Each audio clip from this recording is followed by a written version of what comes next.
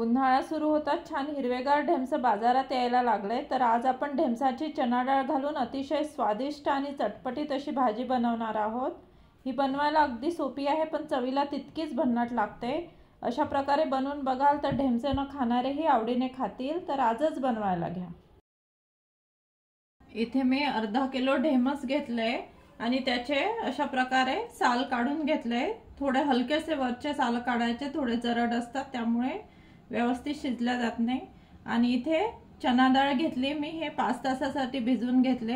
हे बघा अशा प्रकारे आता याची व्यवस्थित मुरल्या गेली आहे ती। आता आपण हे बारीक कापून घ्यायचे। आता याला आपल्याला अशा प्रकारे हा भाग असतो तो काढून टाकायचा आणि काप करून घ्यायचे बारीक बारीक। हे बघा याला अशा कोवळ्या बिया आहेत, आपल्याला ह्या वापरायच्या आहे। काही ढेमसात जाड बिया असतात काळपट, तर त्या आपल्याला काढून घ्यायच्या, फक्त त्याचे साल वापरायचे। हे बघा अशा प्रकारे मी सगळे ढेमसा असे कापून घेतले। इथे मी 2 मीडियम साईजचे टमाटर घेतले आणि 1 मोठा कांदा घेतलाय। मीडियम साईज असेल तर 2 घ्यायचे आणि कढीपत्ता आणि इथे आलं लसूण आणि मिरचीचे असं जाडसर वाटण करून घे। इथे मी कढई घेतली, त्यात 2 मोठे चम्मच तेल घालते। या भाजीला थोडं तेल जास्ती लागतं। आता आपलं तेल गरम झालंय। 1 चम्मच मोहरी थोडी तडतडली, जिरं घालायचं। बघा आता मोहरी तडतडायला लागली। जिरं मोहरी आपली तडतडली व्यवस्थित, हिंग घालते, व्यवस्थित परतून घ्यायचं। आता इथे मी कढीपत्ता घालते आणि हा आपण बारीक कापून घेतलेला कांदा, याला व्यवस्थित असं 1 मिनिट परतून घ्यायचं। आता हे बघा आपण आलं लसूण आणि मिरचीची पेस्ट केली आहे ते घालते।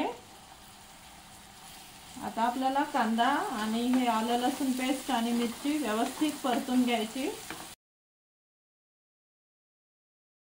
हे बघा तेल सुटायला लागलं, आपलं आलं लसूण मिरची पेस्ट आणि कांदा व्यवस्थित परतून झालाय। हे सगळं व्यवस्थित परतून झालं की भाजीची चव चांगली होते, त्याच्यामुळे हे अगदी 2 मिनिट व्यवस्थित परतून घ्यायचं।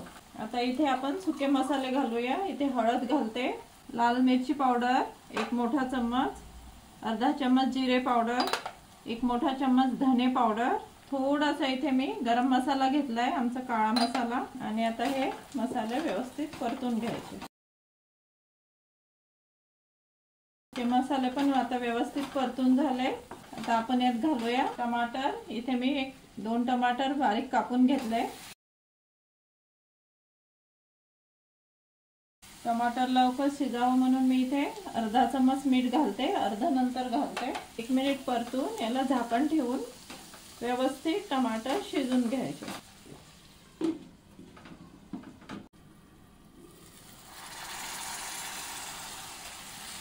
हे बघा आपले टोमॅटो व्यवस्थित शिजले आणि तेल पण सुटलंय साईडला। हे बघा अशा प्रकारे आपले व्यवस्थित मसाला एकजीव झालाय।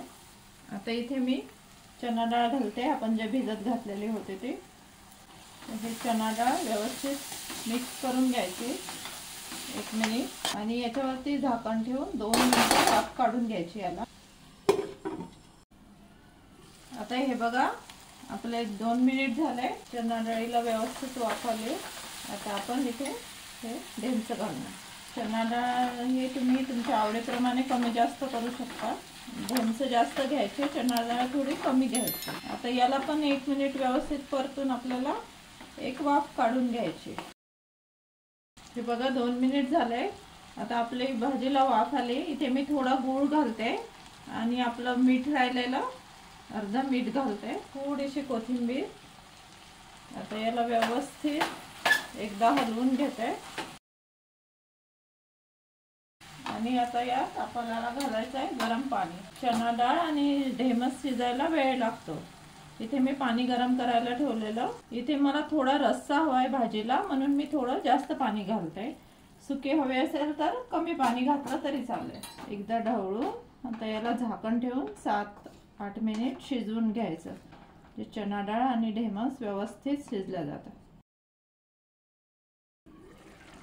हे बघा एकूण 7-8 मिनिट झालंय. आता आपण आपली भाजी झाली की नाही ते चेक करून बघूया. भाजी बरोबर शिजल्या गेले बघा, ढेमसं पण शिजल्या गेले आणि हे चना डाळ पण शिजल्या गेले. बघ आता गॅस बंद करूया.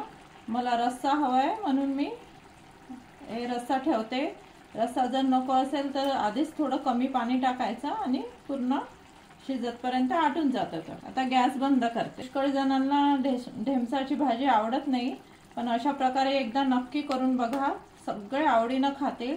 आमच्याकडे मुलांना वगैरे सगळ्यांना आवडतं. माझी पुन्हा एक चना डाळ आणि ढेमसाची भाजी आहे, ती आपण सुकी केलेली आहे. त्याचा पण व्हिडिओ आहे चॅनलवरती, तो पण नक्की बघा. हे बघा आपली डाळ ढेमसाची भाजी तयार आहे. ही पोळीसोबत, भाकरीसोबत, भातासोबत, चपातीसोबत एकदम छान लागते चवीला. आणि ही सीझनल भाजी आहे.